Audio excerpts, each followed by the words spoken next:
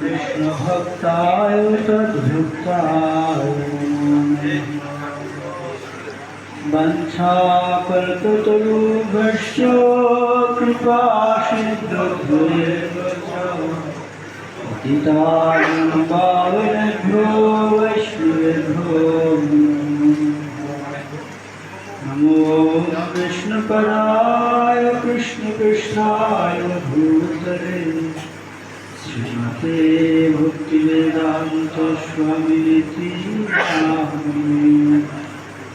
नमस्ते सरस्वती देवे गौरवाणी प्रचारिणे निर्विशेष शून्यवादी प्रत्यक्षदेशतारिणे।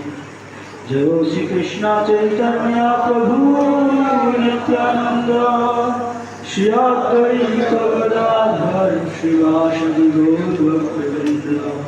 हरे कृष्णा कृष्ण कृष्ण हरे हरे हरे राम राम राम हरे हरे। नमो भगवते वासुदेवाय नमो भगवते वासुदेवाय नमो भगवते वासुदेवाय।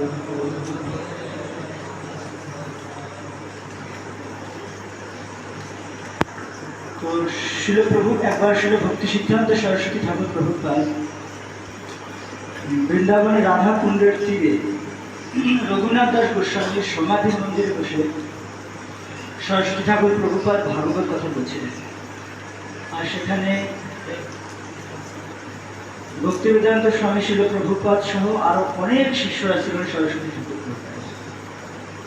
এবারে অনেক ভক্তরা তারা রাধাকুণ্ড শ্যামকুণ্ড বিভিন্ন জায়গায় গেছেন দেখতে। আর ভক্তিবেদান্ত স্বামী শিল প্রভুপাদ সরস্বতী ঠাকুর প্রভুপাদের পাশে বসে আছেন।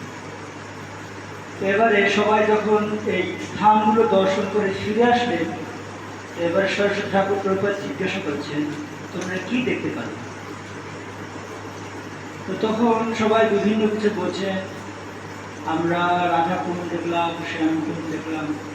দেখেছ তো, বুঝতে পারলে? এখন যদি বুঝতে হয় তাহলে কান দিয়ে শুনতে হবে, ঠিক আছে? তো এই স্থানটি হচ্ছে, আপনি দেখবেন নরোত্তম দাস ঠাকুরের নামের আগে লেখা আছে প্রেম ভক্তি মহাজন। তো মহাজন বলতে মহান যে জন তাকে বোঝায়। আর একটা জিনিস বোঝায়, মহাজন মানে যিনি অনেক বড় ব্যবসায়ী, যার কাছে অনেক সম্পদ আছে, তাকে বলা হয় মহাজন। এখন নরোত্তম দাস ঠাকুরের কাছে অনেক সম্পদ আছে। কি সম্পদ?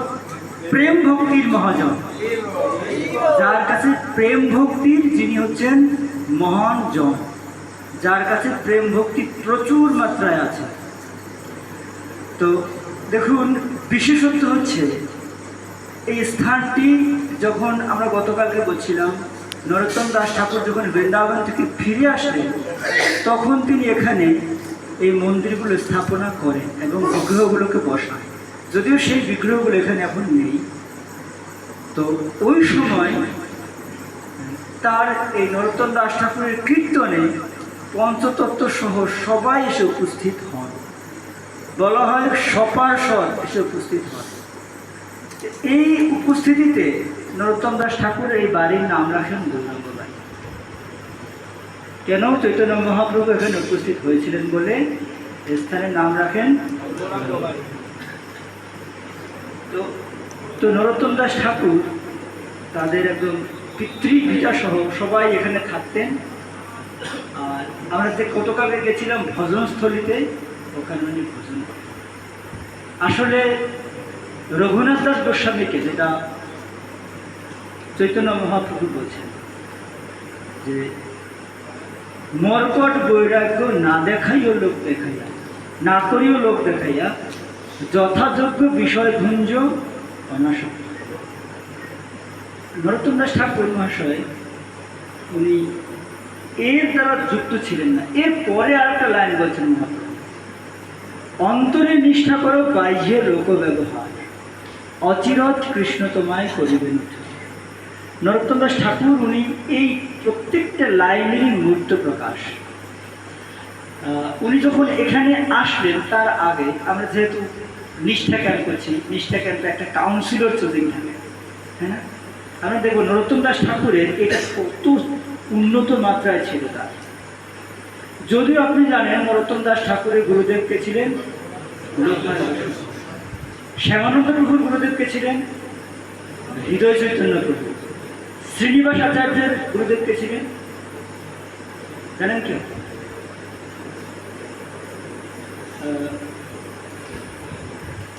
গোপাল ভট্ট বসু। ওনাদের তিনজন গুরুদেব হওয়া সত্ত্বেও ওনারা তিনজনে গিয়ে শিক্ষা লাভ করলেন কার কাছে? জীব গোস্বামীর কাছে। জীব গোস্বামী তিনজনকে আলাদা আলাদা সেবা দিয়েছেন। শ্যামানন্দ প্রভুকে দিয়েছেন বন ঝাড়ু দিতে। নরোত্তম দাস ঠাকুর তখন এই ভক্তি গীতির শিক্ষা গ্রহণ করতেন জীব গোস্বামীপাদের কাছ থেকে। আর শ্রীনিবাস আচার্য উনি আমরা যে চৈতন্য মহাপ্রভুর ধারায় যে সমস্ত গ্রন্থগুলো পাচ্ছি সেই গ্রন্থগুলো উনি প্রণয়ন করেছিলেন হাতে লেখে তালপাতায়। তো এই তিনজন আলাদা আলাদা সেবা দিয়েছিলেন। কেউ কাউকে বলে নাই যে আমাকে এই সেবা দিয়েছেন কেন, ওই সেবা দিয়েছেন কেন, না। নরোত্তম দাস ঠাকুর জীব গোস্বামীপাদের কাছে শিক্ষা গ্রহণ করলেন, আর এমনভাবে শিক্ষা গ্রহণ করলেন তারা জীব গোস্বামীপাদকে গুরুর মতো সম্মান করতেন। এই যে সেবাটা দিয়েছেন সেই সেবা সে কখনো তাকে বলে না এটা আমাকে দিয়েছেন কেন। সেই ক্ষেত্রে আমরা দেখতে পাই যে জীব গোস্বামীপাদ এই তিনজনারই কাউন্সিলর।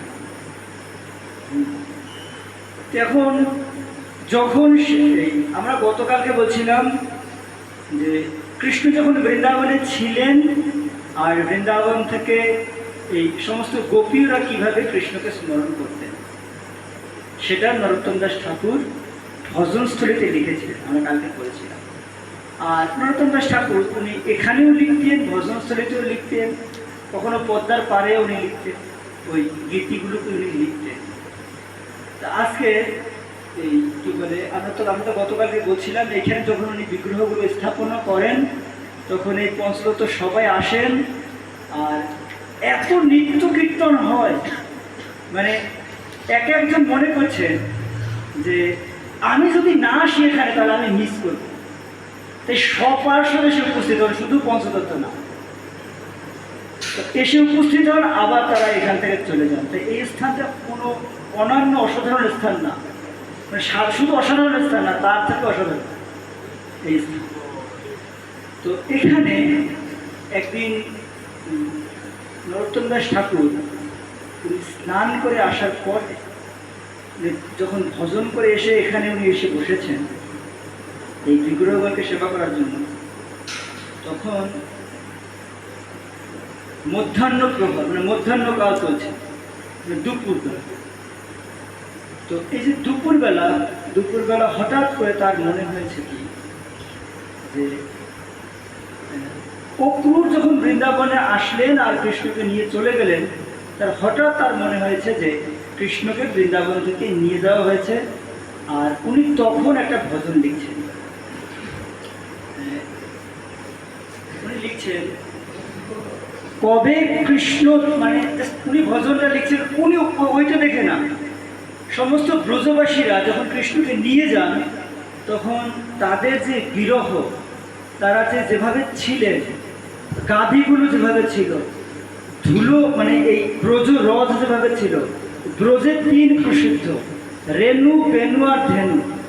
বেণু আর তো বাঁচবে না, কারণ বেণুটা কৃষ্ণ রাধারানীকে দিয়ে গেছে। রেণু তারা আর উড়ে না, কেন উড়ে না? উড়ে কারগার করবে গিয়ে। আর ধেনু তারা আর গোচরণে যায় না, কেন গোচরণে যায় না? কার সাথে গোচরণে যাবে? তো এই যে আজ বৃক্ষগুলো আপনি দেখবেন, এখানে বৃক্ষগুলো দেখবেন মনে হয় যেন একদম সর্বশান্ত হয়ে আছে। হ্যাঁ, কেন? কৃষ্ণ যেই দিকে গেছে তো তারা যেন ওই দিকে ফিরে তাক করে তাকিয়ে আছে কখন ফিরে আসবে। তো ঠিক এই যে গোপীদের যে ভাব, সেই ভাব নিয়ে নরোত্তম দাস ঠাকুর উনি এরকম বর্ণনা করা হচ্ছে নরোত্তম বিলাসে। নরোত্তম বিলাস নামে একটা গ্রন্থ আছে, আপনারা যদি করে দেখবেন ওখানে লেখা আছে যে উনি যখন এই বিগ্রহ করে সেবা করছিলেন তখন উনি এই রাধারানীর ভাবে হঠাৎ করে উনি লিখতে শুরু করেছেন যে কৃষ্ণ তো নাই, চলে গেছে।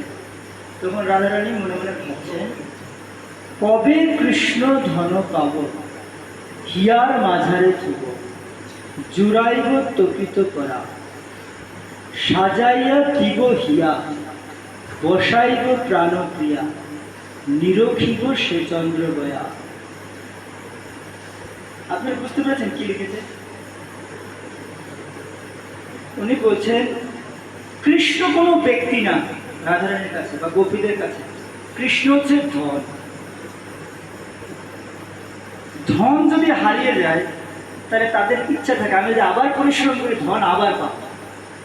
বুঝতে পারছেন কেন? কৃষ্ণ বলে গেছেন কালকে আবার ফিরে আসবে, সেজন্য তাদের ইচ্ছা হচ্ছে কৃষ্ণ হচ্ছে ধন। তাই লিখছেন কবে কৃষ্ণ ধন পাবো, হিয়ার মাঝারে মানে হৃদয়ের মাঝারে ছোট, জুড়াইব তপিত করা। তাই আমাদের পরাণটা এত উত্তপ্ত হয়ে গেছে, এটা ওই ধন ছাড়া মানে উত্তপ্ততা কমার কোনো ভাব নেই। তো এরপরে লিখছেন যে সাজাইয়া দিব হিয়া। কৃষ্ণ তো এখানে ছিলেন কিন্তু কৃষ্ণ এখানে থাকে না কেন? আমার হৃদয়টা সাজানো ছিল না। যদি সাজানো থাকে, যদি আমরা সাজাতে পারি তাহলে বসাইব প্রাণপ্রিয়া। প্রাণপ্রিয়া মানে কৃষ্ণকে বোঝানো হচ্ছে। নিরখিব সে চন্দ্র বয়া। বয়ান মানে হচ্ছে রূপ, কৃষ্ণের রূপ মাধ্যম।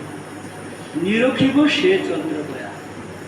এবারে রাধারানী তার সখীদের সাথে বলছে, হে সজনী কবে মোর হইবে শুনি, ললিতা বিশখা লইয়া তাহারে ভেটিব গিয়া, সুখময় নানা উপহার। মানে এটাই হচ্ছে কৃষ্ণলীলার বৈচিত্র্য, যে কৃষ্ণকে কেউ একা ভালোবাসে না। ললিতা বিশখা লইয়া তাহারে ভেটিব, মানে আমরা তাকে যদি আবার ফিরে আসে তাহলে তাকে আমরা একটা ভেট দিব। ভেট মানে একটা উপহার। সুখময় নানা উপহার, যে উপহার কৃষ্ণ অত্যন্ত সন্তুষ্ট হবেন, কৃষ্ণ খুশি হবেন যে উপহার। এরপরে ব্যথিত হয়ে লিখছে, দারুণ বিধির নাম ভাঙ্গিল প্রেমের হাত, তিল মাত্র নারো দিল তার। আমরা যে কৃষ্ণকে এত ভালোবাসতাম, কৃষ্ণ চলে গেছে আমাদের ছেড়ে। দারুণ বিধির নাট। বিধির নাট মানে বিধির যে নাটক, এটা দারুণ, এটা কেউ বলতে পারবে না, বিধি ছাড়া কেউ জানে না। ভাঙ্গিল প্রেমের হাট। এই ব্রজে যে একটা প্রেমের হাট বসেছিল, হাট মানে কি? যেখানে কেনা বেচা হয়। কি কেনা বেচা হয়? প্রেম সম্পর্ক। কে কিনতে পারে? যার যেমন প্রীতি সে তেমনটা কিনতে পারে। সখারা সখাদের ভাব কিনতে পারে, বাবা মায়েরা বাবা মায়ের ভাব, বাৎসল্য ভাব কিনতে পারে, সখারা সখ্য ভাব কিনতে পারে, আর প্রেমিক প্রেমিকারা তাদের সেই ভাব কিনতে পারে। তো বলছে ভাঙ্গিল প্রেমের হাট, তিল মাত্র নার হইল যায়। আর কিছু অবশিষ্ট থাকে না, সব শেষ। আমরা এতদিন বসে যা করেছিলাম সব শেষ হয়ে গেছে। এবারে রাধারানী গোপীদের কাছে বলছেন, শেষ হবে না কেন বলো? আমরা কৃষ্ণকে দিয়েছি কি? আমরা তো আশা করতে পারি তার কাছে, যাকে কিছু দেওয়া হয় তার কাছে কিছু আশা করা যায়। আমরা কৃষ্ণকে কিছু দিয়েছি। ভালোই কালিও আমাদেরকে বিষ মিশিয়ে মাপতে এসেছিল যমুনার জলে, তবুও তো কালিয়ে বিষ দিয়েছিল। আমরা কৃষ্ণকে কি দিয়েছি? বুঝতে পারছি? মানে তারা ভাবে বিভোর হয়ে এমনভাবে বলছে, ভালোই বিষ মাখিয়ে বিষ খেয়ে আমরা মরে যেতাম, তবুও তো ভালো কালিও বিষ দিয়েছে, কৃষ্ণ তার মস্তকের মধ্যে উঠে উঠে নৃত্য করেছে। আমরা কি দিয়েছি কৃষ্ণ?